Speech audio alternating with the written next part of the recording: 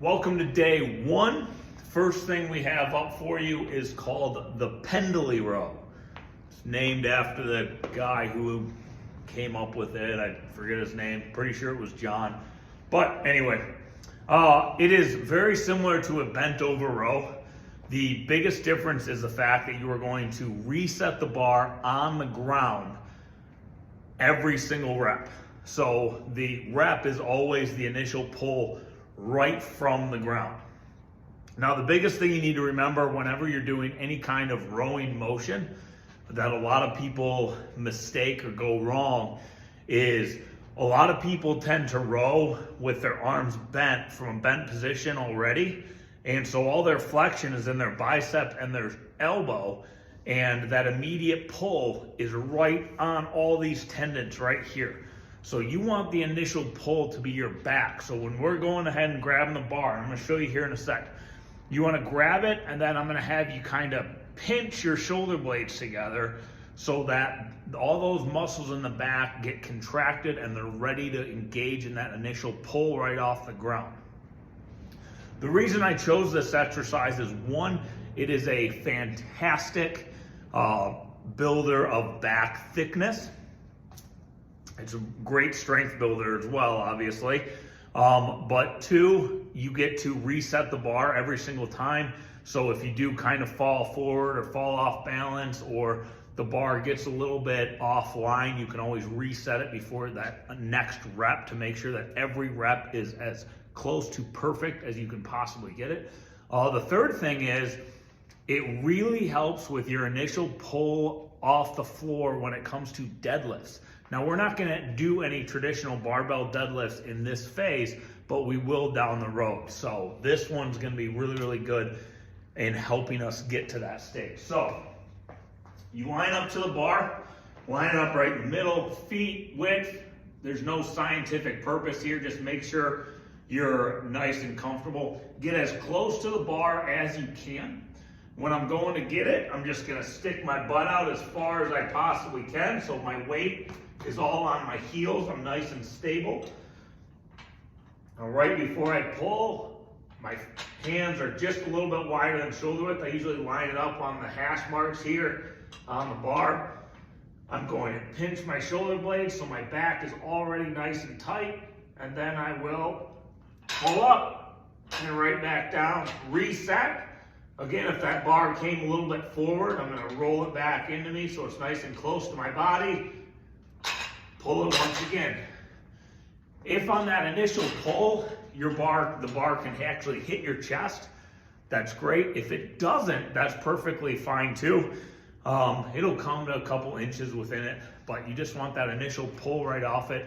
Start a little bit lighter, work your way up, see where it goes. That's kind of gonna be the phase, or the theme, I'm sorry, in this phase one, as we're truthfully revamping your entire workout style, making you do all these things that you're just not that used to. Never, never, never start out too heavy. Always start a little bit lighter, work your way up there gradually. The explosive movement that we're gonna be working on here in our A group is gonna be a banded pull apart. So just grab yourself a resistance band. Any resistance, doesn't really matter, thick, thin, doesn't matter. You can change it with your hand width. But you wanna flood your rear delts and your traps with blood, and this is a perfect one to do it with. So we're gonna just go ahead and grab it right at, your hands are gonna be up by your shoulder width, or I'm sorry, shoulder height, excuse me, and you're just gonna pull it apart. And then as we let it go back in, don't let it lose tautness. You wanna keep that band relatively tight the entire time and pull it apart again.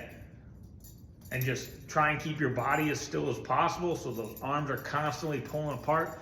By number 20, your rear delts and your traps should be on fire. You should feel that huge pump sensation. If not, it means that the next time you do it, you might wanna put your hands a little closer together. If you can't get all the way to 20, it means you gotta spread those hands out a little bit and make it a little bit easier on yourself. But you wanna get to 20 unbroken. Ballistic push-ups are difficult to do off the ground. So ballistic refers to anything flying through the air. So you're literally gonna be pushing yourself off the ground or off whatever surface you're doing the push-ups on. Now we're trying to get all that blood flow and all that contraction off of our back muscles. So this explosive push exercise is really gonna help us get right into our next round and help our body recover nice and quickly. So our next round of pendley rows are gonna be as strong as possible. Quite frankly, we'll probably be a little stronger than the previous one. So I like to do ballistic push-ups on an elevated surface. It allows me for a little bit better of a push-off. So I have a plyo box here. You can use a weight bench, obviously. But as soon as you push off, you're gonna land, and right when you land, you wanna go right back down. You don't wanna land, stop, and then start again. You want it to be one consistent movement the entire time. So line yourself up on that surface, going down, push off, and then immediately right into the next one. So it's just nice and constant the entire time you're doing it. Again, you might have to play around with it a bit. Remember, week number 1, especially day 1, you're gonna have to give yourself some latitude. You're not gonna pick everything up perfect right away. Moving on into the B group, we're gonna do neutral grip, which means our palms are gonna be facing each other. Cable row. So I don't have any cables here in the garage gym, but I do have bands and I have 2 handles, so I can mimic it just to kind of show you what's going on here.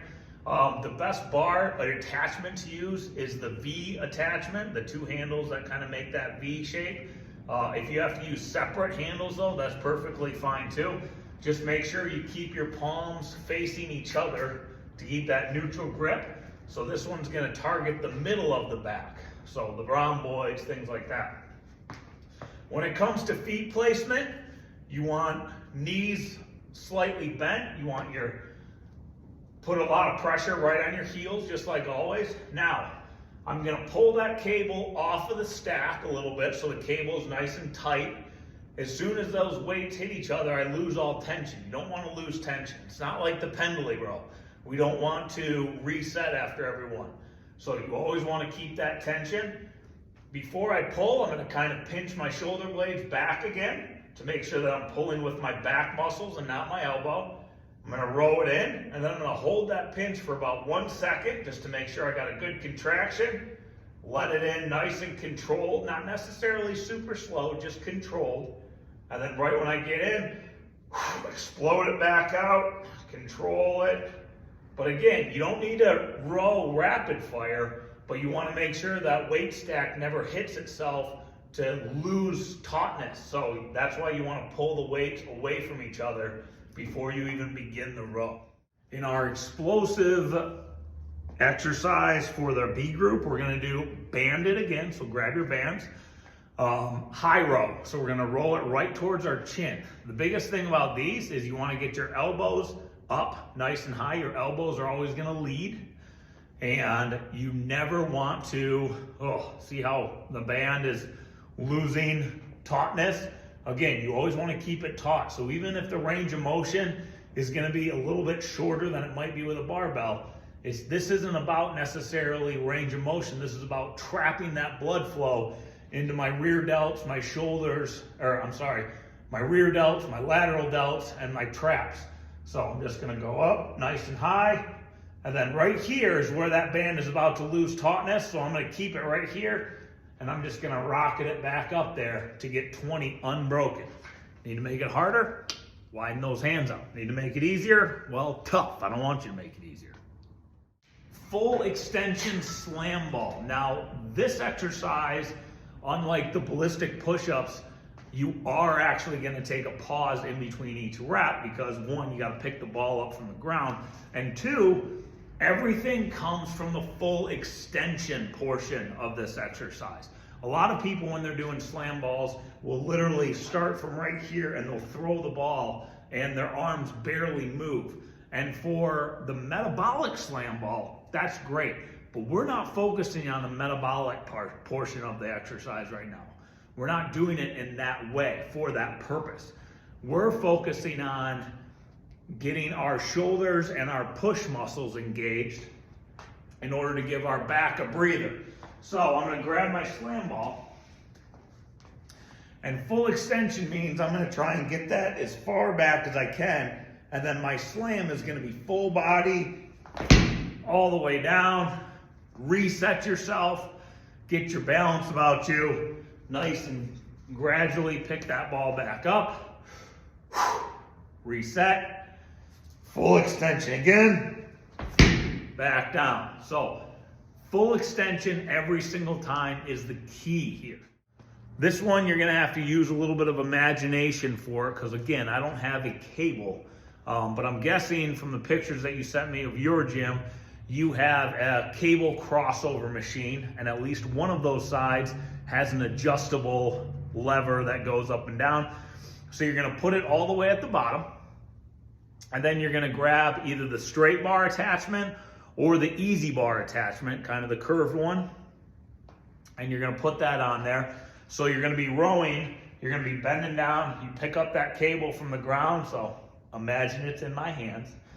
You got your attachment, and now my position is, my butt's back, my chest is up, my shoulder blades are kind of pinched back, just like they've been for every single row that we've done so far today. And I'm trying to, so I already engaged my upper back when I did the pendley row. I engaged my middle back, my rhomboids, when I did the neutral grip row. Now I'm gonna target my lats and a little bit of my lower back. So I don't wanna row it in too high, because then my delts are gonna take over and my traps are gonna take over. I'm gonna row it in, I'm gonna aim right around between my belly button and my sternum area to make my lats and my biceps do the majority of the work. So I have this nice and low cable here, my butt's out, my back's up, my chest is up, shoulders pinched, and I'm just gonna slide it back. So it's almost like you're dragging your arms right alongside your rib cage. I'm dragging them back, and I'm bringing it in. Again, make sure that cable, the weight stack, doesn't hit itself and lose tautness, so you're keeping tension on yourself the entire time. Again, you're gonna want a band for this one. Now, this is a light band. This is not a very heavy one. This exercise that we're gonna do does not need a heavy one. It is a rear delt fly, so we're gonna be bent over. You're gonna pull this band right under one of your feet. If you do it on both feet, it's gonna create more tension, so I just like one foot. The way I'm gonna grab it is my palms out, thumbs up, okay? And what's gonna happen, the movement is gonna be, I'm gonna fly it up this way. Now, since it's a difficult movement, and depending on the band that you have, you might not be able to get all the way to your shoulder level. You might just be able to get barely to right here, like I am. But I still feel all that tension right in the back of my shoulders and in my lateral delts as well. And I just want to stay my body positioned in that bent over position, and I'm just that constant fly out. You're trying to get 20. Once again, it is about trapping the blood flow in that muscle group. It's not about a huge range of motion. So fight the urge to want to arch your back to get up. Stay low and focus all on your shoulders. Another form of push-ups here. This time we're gonna go to the bench. We're going to grab the end of the bench. So not the long part of it, but just the very end right here. So this is going to be a form of a close grip push-up, which a lot of people do more for the shoulders and the triceps, more so than the chest. But grabbing it on a bench is going to allow the wrists to kind of stay straight, so you're not busy bending them. It also allows people a little more range of motion, because you don't have that restriction of your wrist getting in your way. So go ahead and set yourself up on the very end of the bench. Nice straight body, just like any push-up, and then try and get that full range of motion as much as you can down there. If you can get all the way down, great. If you can only get a halfway point down, that's fine too, but you do want to get all of these. If you can't get them all at one point, that's fine. Take a little breather, get back down there after 10 seconds, keep cranking them out until you hit your total number. Our first giant set is going to be dumbbell curls. So grab your dumbbells, and we're going to do a regular pronated grip here. So just underhand grip. All right, now with dumbbell curls, a lot of people, when it gets a little bit too heavy, those elbows start swinging a little bit. All right, remember, this is all about being strict with yourself. So truthfully, I want you to keep your elbows tucked in your rib cage. If you want, slide your elbows back even further so you're kind of dragging those up. Having your elbows back is a very easy way to make sure that your biceps squeeze as hard as possible every single time you come up. If your elbows are up, your biceps aren't necessarily squeezing. They're not contracting right here. It's more so I'm getting a good forearm workout by just holding these weights right here, and then my shoulders are kind of coming into play. So keep those elbows back and get maximum contraction in your biceps every single rep. Next one is going to be dumbbell overhead shrugs. Now, this is an exercise that most people have not done before. The cool thing about it is, one, it's a very easy exercise. It's a very simple exercise. It is not easy. It's simple though, in the fact that you don't have to remember a lot of cues.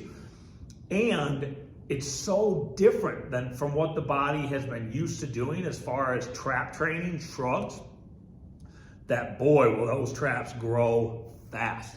So dumbbells, again, you're gonna wanna go light dumbbells. I mean, I'm talking, if you go over 10 pounds, hey, more power to you on that one. I'm gonna show you without the dumbbells just so you understand the cues for it. The way you're gonna grab it is you're gonna start with your dumbbells. Let me move back a little. Out here at shoulder height. So you're kind of making that iron cross. The way that I have my hands, my palms are out, they're facing away from me, and my thumbs are up, all right? I keep my dumbbells here, and all I'm gonna do is I'm gonna go above my head, I'm gonna touch them together. So touch, bring them right back down to your shoulder level and keep them here. Now the cool thing about this is, if I keep them up here, as I go up, my traps are automatically starting to shrug right when I get to about here. You don't actually have to do anything. It's just the way that the body's mechanics are gonna handle themselves. So again, just that natural movement right over, touch them together very lightly and control it on the way back down. These are gonna give you a wicked pump in the traps, which is my favorite pump there is. But again, you're gonna see some massive, massive results after the first phase. In nothing, if not anything else, your traps are gonna blow up. Last giant set we're gonna be doing today is the ab wheel rollouts. We're gonna do it off our knees. I mean, if you can do it off your toes, awesome. If you can get to 50, hey, I don't know why you're taking training from me. Probably should be the other way around. But the number one thing that people do, the mistake that they make on ab rollouts, is their back dips down. And the reason, the most common reason for that is they put too much pressure on the wheel right off the get-go. So right when it's here, they put all their weight against it. And now look, I mean, their back is already starting to dip when they're doing it. So when you're right here, when you start to roll out, just barely put any pressure on. I'm talking barely anything. Just a very nice rock forward on your knees and let it go out nice and easily, and your body will immediately start to put pressure on it as you go out and as you have to, or else you're gonna fall on your face. Now, once you get to here, pull those hips back, and that wheel's gonna come in with it, and right back out again. Again, now, right when you get to here, if you can keep going, and that kind of that constant tension, that's great. That'd be fantastic. That's the most effective way to do it. But it's also very, very hard. And if you've never done these before, I don't expect you to do that. Don't worry about rolling out super far. Roll out until you start to feel tension in your core and in your shoulders. And then when you pull back, don't pull back with your arms. Pull back with your hips. Let that butt go backwards first, and that will pull the rest of your back. One other tip that I tell everybody before they start this, because if you do this, then it is literally impossible for your back to dip down low, and that is to squeeze your butt as hard as you can and don't stop squeezing. Now, that's a couple different reasons. One, if I'm squeezing my butt, my abs are already super tight right here, right off the get-go. I'm not even doing anything. But two, when you're squeezing your butt and you're keeping that contraction there, then your back has nothing to do but stay straight. It has to stay straight. That's just, once again, body mechanics. use it the way that the body is meant to do it. So squeeze your butt, won't have any problems with lower back taking over, getting involved and getting hurt.